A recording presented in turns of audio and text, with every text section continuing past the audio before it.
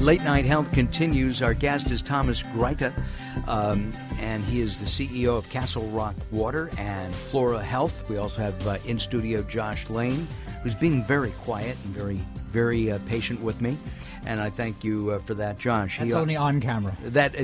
Yes, you're right. And speaking of on camera, Thomas and I did a couple of video segments on YouTube, for YouTube, our YouTube channel. They'll be on our site. I'm assuming you'll put them on your site as well. And you can go to youtube.com/late night health, and you'll see a bunch of videos, including me riding around in one of the cutest little cars you've ever seen.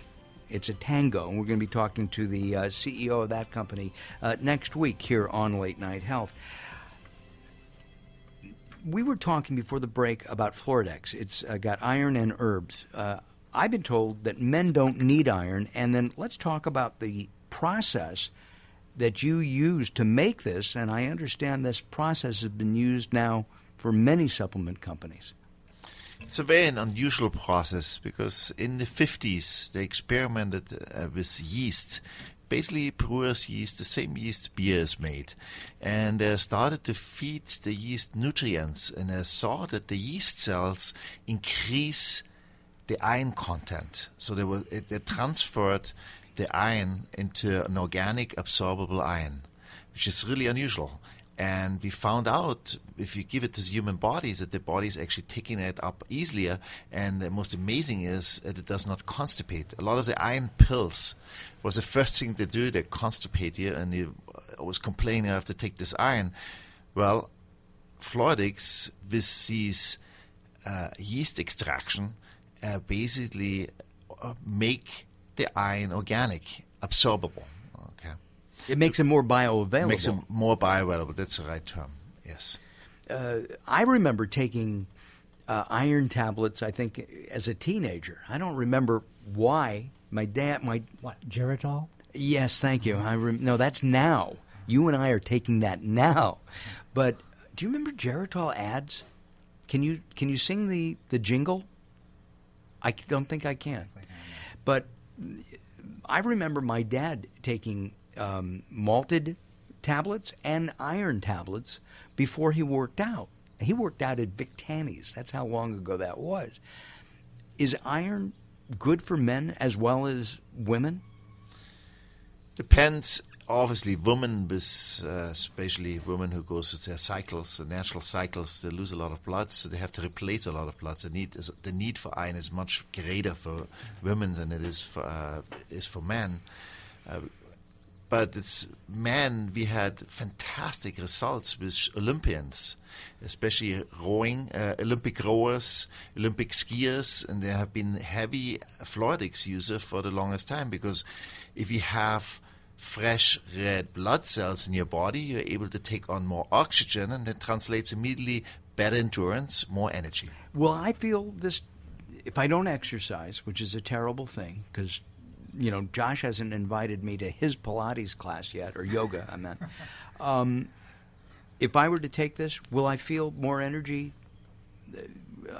generally speaking? I mean, everybody reacts differently. Yes, everybody reacts differently. But I had people from a sample immediately feel better, but most of the time it's women. Men is not as much as women. We don't need as much iron. Do we? We don't need as much iron, and it depends again on your activity. Okay, if you can overdose on iron too, but not on natural organic iron. Okay. Gotcha. All right, let's talk about another product, and this is the Big C one, right, Josh? This one? It's one of the most important American 19th and 20th century herbal formulations. Wow. And it's still viable in the 21st century. Yes, it is. And I say that as someone who is a student of the subject, who loves the subject, and who is actively involved with the natural food store, so I know the contemporary products. Got it. Tell me about this product, if you will, Thomas. This is Flora Essence, and I'm going to describe it as a cancer prevention, because that's what Josh told me it was. Well, pretty much what it really does is it helps the body to detoxify. It stimulates all the organs to release toxins. And if you have too many toxins in your body, one of the organs gets sick, and usually it comes out in cancer and other diseases. So to keep the environmental toxins out of your body is very important to do detoxification. You can do it in a radical way or in a mild way. The fluorescence is been traced back to the Ojibwa Indian nation up in northern Canada. And it was an interesting story. It was discovered by Irene Case, and she was a nurse in northern Ontario. And she had one patient came in, and she was asked her to undress, and she saw the big scars on her chest, and she said, "How do you get these scars?" And she said, this patient said, "Well, I had really bad breast cancer, and no doctor could help me. And my husband is a miner in northern Ontario, and he knew the local medicine man, and they went to him and asked him if he can help his wife. She's incurably sick with cancer." So he said yes, and he gave him a formulation with a few herbs, and he made the herbs up, and his wife got better and healthy. And she told her the stories that she got healthy through these herbs her husband brought her. So the nurse said, Rinke said, "Okay, would you give me the formulation?" She said, "Oh, no problem, I give it to you." So she got it, and she didn't think much about it. She put it in one of her drawers. 10, 15 years passed by, and her favorite aunt got cancer. And then she tried everything. She remembered that case and looked for that formula, found the formula, got the herbs, made up the remedy, and sure enough, the patients got better and healthy. And then she started to experiment with other patients, and was extremely successful. She had, in fact, some of her patients got so grateful that I bought an old hotel in Ontario, and basically she started a cancer clinic. And of course, she's practicing medicine without a license, yes. And they shut her down. And it became such an uproar in the province of Ontario that the premier got involved and had a big court case, and at least 50, 60 of her healed patients came to testify. And there was such a public uproar that they actually allowed her to open the clinic again, but without charging any money. So it was really for her an incredible victory, because she didn't charge any money, worked all on the donations in the first place, so she was back in business. So Dr. Bruch... back in a non-profit business. I'm sorry. Non-profit business, that's right. So Dr. Bruch, which is the personal doctor of John F. Kennedy, he got a wind of this story, and was in Cambridge, Massachusetts, and he's heard about this cancer nurse there up in Ontario. Said, called her up and said, "Come down, move to the U.S., and we're going to do some real hardcore scientific studies and see if this thing works." So she agreed to that, came down, and did a whole bunch of studies, and it proved that it actually worked. They gave it to a pharmaceutical company. The pharmaceutical company promised to do something, didn't do anything. Years passed on. Rin Case passed on. And Dr. Bruch still had this remedy. And then a radio broadcaster, Elaine Alexander, he found out about the story. She interviewed people who survived their illness and made a huge story in the newspaper and in the radio, on the radio station.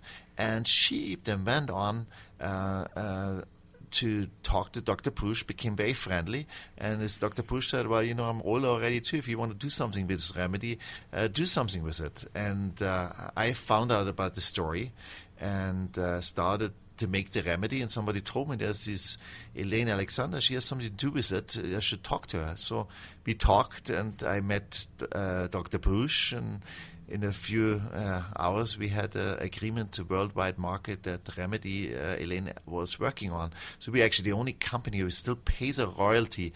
Every person passed on except Dr. Bruch's wife is still alive, and the daughter of Elaine Alexander, and we still pay royalty to it, and nobody else is actually paying anything for to the people who actually invented the remedy at that time. And so, Thomas, don't you also have a patented method of extracting the greatest amount of nutrient content?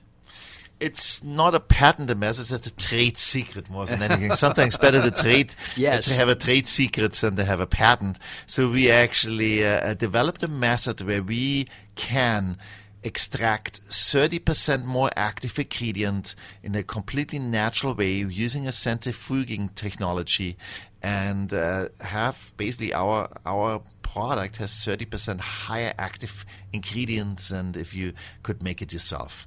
Most people don't realize that the herbs which are used in it are mostly roots.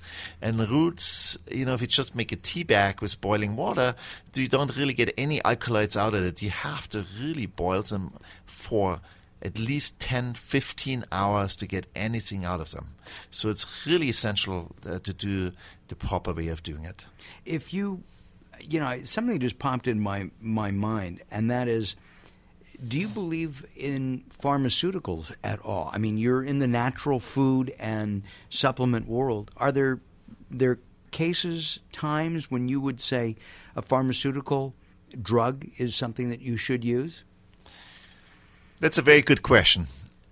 I think it's essential because there's times where you get very sick, you need an antibiotic and have to quickly get the disease under control, and you need that. And it's a very helpful way of doing it.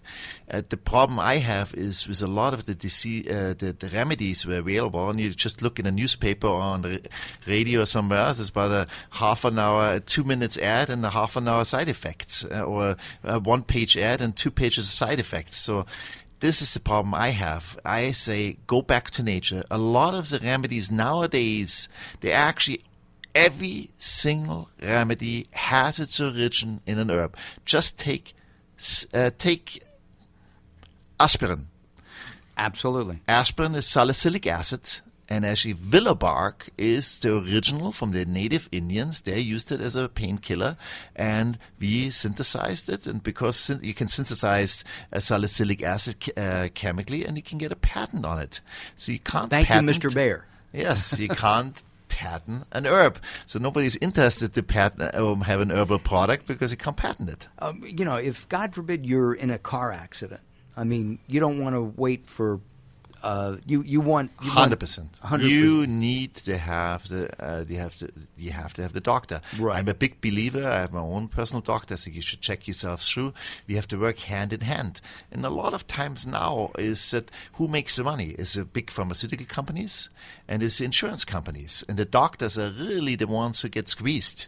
So I'm a bit, and a lot of doctors think of natural remedies nowadays because they see better results and so on. They're really starting to change the think. And there are no side effects. I was just talking about, I guess last night with my in-laws. We had dinner, and we were talking about how many people die every year from side effects of pharmaceuticals. About 107,000 Americans per year die. I thought it was even higher than that. It's a consistent number for more than 20 years. It's a shocking number. It is. And how many people die from supplements? Zero.